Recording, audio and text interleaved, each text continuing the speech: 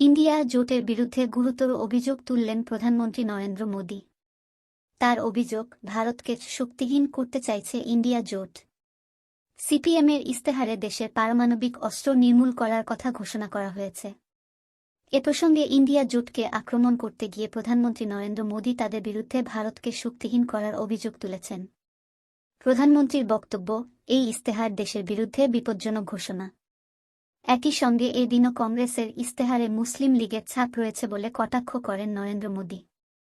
India ব্লকের শরিক দল সিপিএম তাদের ইস্তেহারে রাসায়নিক ও জৈবিক অস্ত্র সহ পারমাণবিক অস্ত্র এবং বিধ্বংসী অন্যান্য অস্ত্র সম্পূর্ণ নির্মূল করার প্রতিশ্রুতি দিয়েছে।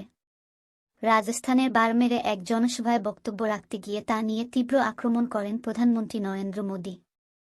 তিনি বলেন, কংগ্রেসের ইস্তেহারে মুসলিম লীগের ছাপ রয়েছে। তাতে দেশভাগের ছাপ চোখে পড়ে। সেই ইন্ডিয়া জোটেরই অন্য একটি শরিক দল দেশের বিরুদ্ধে ভয়ঙ্কর কথা ঘোষণা করেছে।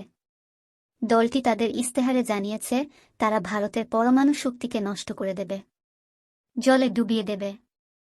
এরপরে ভারতের দুই প্রতিবেশী দেশের কথা মনে করিয়ে দিয়ে প্রধানমন্ত্রী বলেন, ভারত এমন একটি দেশ যার দুদিকে প্রতিবেশীদের কাছে পরমাণু শক্তি সজ্জিত রয়েছে। সেরকম দেশে কি পরমাণু অস্ত্রকে নির্মূল উচিত, তা নিয়ে প্রশ্ন তোলেন প্রধানমন্ত্রী মোদি। কংগ্রেসের উদ্দেশ্যে নরেন্দ্র মোদির প্রশ্ন, আমি কংগ্রেসকে প্রশ্ন করতে চাই, আপনাদের শরিক দল কার নির্দেশে এমন কাজ করছে? এটা কেমন জোট যা ভারতকে শক্তিহীন করতে চাইছে? তিনি বলেন, একদিকে মোদি ভারতকে একটি শক্তিশালী দেশ হিসেবে গড়ে তুলতে কাজ করছেন, অন্যদিকে ইন্ডিয়া জোট ভারতকে একটি দুর্বল দেশ হিসাবে ঘোষণা করেছে। এটা দেশের পক্ষে বিপজ্জনক বলে মন্তব্য করেন নরেন্দ্র মোদি। অন্যদিকে কংগ্রেসকে আক্রমণ করে প্রধানমন্ত্রী আরও বলেন, কংগ্রেস দেশের কোনো সমস্যার স্থায়ী সমাধান আনতে ব্যর্থ হয়েছে। 5 দশকেরও বেশি সময় ধরে ক্ষমতায় থাকা সত্ত্বেও রাজস্থানে পানীয় জলের জন্য তারা কিছুই করেনি।